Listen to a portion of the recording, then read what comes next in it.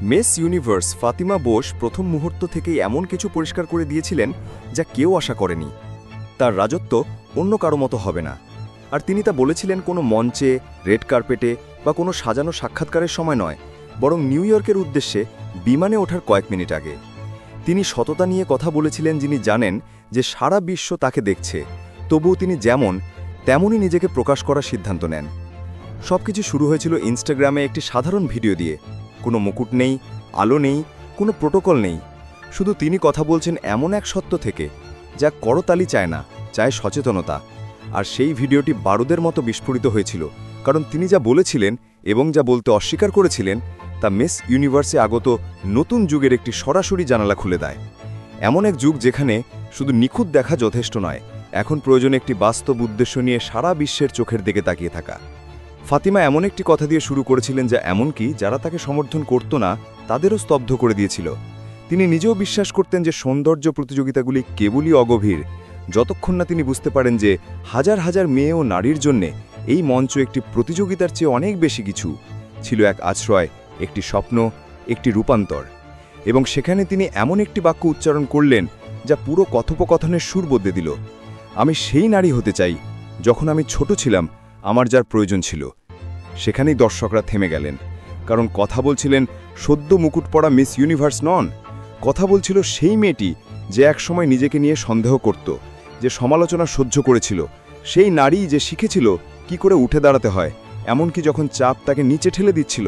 আর সেই বৈশ্বিক রানী এবং তার ভেতরের ভঙ্গুর মেয়েটি ছিল প্রথম আবেগগত প্রভাব যা মানুষকে পর্দার সাথে আটকে রেখেছিল।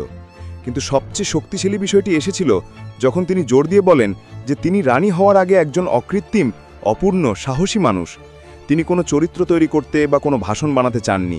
তিনি তার কণ্ঠস্বর ব্যবহার করতে চেয়েছিলেন আশা জাগানোর জন্যে, নীরবতা ভাঙার জন্যে, এবং দেখানোর জন্যে যে একজন বাস্তব নারী তার ক্ষতগুলিকে লুকিয়ে না রেখেও রানী হতে পারেন। সেই মুহূর্তটি এতটাই শক্তিশালী ছিল যে হাজার হাজার মানুষ কমেন্ট করতে শুরু করে যে তারা এর আগে কখনো কোনো মিস ইউনিভার্সকে এত আবেগপূর্ণ সততার সাথে তার রাজত্ব শুরু করতে দেখেনি। কয়েক ঘন্টা পরে নিউ ইয়র্কে নামার পর গল্পটি অন্য মোড় নেয়। এটি কেবল একটি সাধারণ আগমন ছিল না, এটি ছিল মিস ইউনিভার্স হিসেবে তার বছরের আনুষ্ঠানিক শুরু। বিমানবন্দরে ক্যামেরা, ফ্ল্যাশ এবং ভক্তদের ভিড়ের মধ্যেও ফাতিমা সেই একই স্থিরতা বজায় রেখেছিলেন যা তিনি তার ভিডিওতে দেখিয়েছিলেন, যেন তিনি সেই অভ্যন্তরীণ সত্যটিকে কখনোই ছেড়ে না দেওয়ার সিদ্ধান্ত নিয়েছেন যা তাকে ধরে রেখেছে।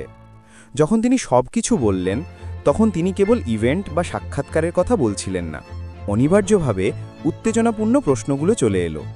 তার মুকুট পরার প্রথম দিন থেকেই যে বিতর্ক, অভিযোগ এবং গুজব তাকে তাড়া করে আসছে সে সম্পর্কে প্রশ্ন করা হলো।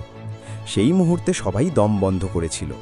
এটা সেই মুহূর্ত যখন বেশিরভাগ রানী ভেঙে পড়েন, রেগে যান বা উত্তর এড়িয়ে যান। কিন্তু ফাতিমা একজন ব্যতিক্রম ও সাহসী ব্যক্তিত্ব। ফাতিমা শ্বাস নিলেন এবং বললেন, যখন একটি সত্য মজবুত হয় তখন সেটির পক্ষে কথা বলার প্রয়োজন হয় না। এবং সেখানে কোনো আওয়াজ না বাড়িয়ে, কাউকে আক্রমণ না করে তিনি এমন একটি বাক্য উচ্চারণ করলেন যা আজ সোশ্যাল মিডিয়া, বিতর্ক এবং গণমাধ্যমে বারবার বলা হচ্ছে। অনেকে তার জয়ে বিরক্ত হয়েছিলেন কারণ তিনি একটি ছাঁচ ভেঙেছিলেন, কারণ তিনি ক্লাসিক স্টেরিওটাইপে মানানসই হননি, কারণ মিস ইউনিভার্স প্ল্যাটফর্ম যা চায় তিনি তাই প্রতিনিধিত্ব করেন: বাস্তব সততা, বৈচিত্র্য, উদ্দেশ্য এবং সাহস। সেই মুহূর্ত থেকে পরিবেশ বদলে গেল। তিনি আর বিতর্কিত প্রশ্নের উত্তর দেওয়ার রানী ছিলেন না, তিনি সেই নারী ছিলেন যিনি বুঝতে পেরেছিলেন যে তার গল্প সবার ভালো লাগার দরকার নেই, কেবল তাদের কাছে সত্য হতে হবে যারা তার মধ্যে একটি প্রতিচ্ছবি, একটি কণ্ঠস্বর বা একটি সম্ভাবনা খুঁজে পায়। যখন তিনি ভার্জিন মেরির দর্শনে সেন্ট প্যাট্রিক ক্যাথেড্রালে পৌঁছালেন, তখন তিনি সম্পূর্ণ ভিন্ন পরিবেশ খুঁজে পান। কোনো চিৎকার নেই, কোনো আলো নেই, কোনো ক্যামেরা নেই, কেবল নীরবতা। এবং সেখানে এমন একটি দৃশ্য ঘটে যা বেশ কয়েকটি মিডিয়া দূর থেকে ধারণ করেছিল। ফাতিমা পুরোপুরি একা, মাথা সামান্য ঝুঁকে আছে, গভীরভাবে শ্বাস নিচ্ছেন। গুয়াডালুপের ভার্জিন মেরির ছবির সামনে একটি জ্বলন্ত মোমবাতির দিকে তাকিয়ে আছেন। কেউ জানে না তিনি কি বলেছিলেন, কেউ জানে না তিনি কি চেয়েছিলেন, কেউ জানে না এটি ধন্যবাদ ছিল, শক্তির সন্ধান ছিল, নাকি তার আত্মাকে শৃঙ্খলাবদ্ধ করার একটি মুহূর্ত ছিল। কিন্তু ছবিটি সব বলে দিয়েছিল। এটি ছিল একজন রানী যিনি সামনের পথের জন্য শক্তি সঞ্চয় করছেন। বাইরে আসার পর ভিড় আবার বিস্ফোরিত হলো। মিডিয়া তার দিকে মাইক্রোফোন ঠেলে দিতে শুরু করে, কিন্তু ফাতিমা আর আবেগপূর্ণ মোডে ছিলেন না, তিনি ছিলেন কূটনৈতিক মোডে।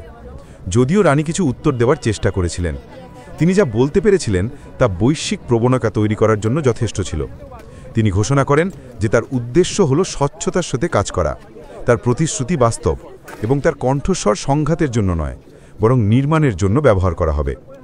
আর সেই বাক্যটি যদিও মৃদু, যারা তার পতন দেখতে চায় তাদের উত্তর দেবার একটি মার্জিত উপায় হয়ে ওঠে। বিশ্বসুন্দরীর সর্বশেষ আপডেট জানতে চ্যানেলটি সাবস্ক্রাইব করুন। আপনার মন্তব্য জানান কমেন্টে।